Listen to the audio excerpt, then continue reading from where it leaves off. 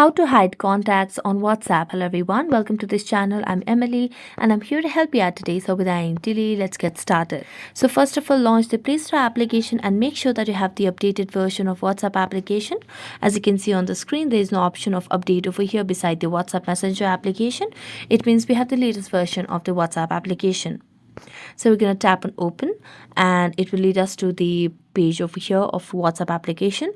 So if you want to hide contacts on WhatsApp, simply what you need to do is we have to make a long press on the profile that we want to hide, and then here you can see the option of arrow down but option over here, or the feature. So just tap on it and this will archive the contact or the messages.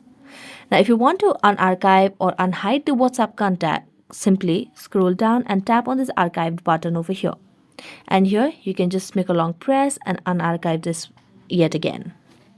So that's it. Thank you so much for watching this video. See you next time.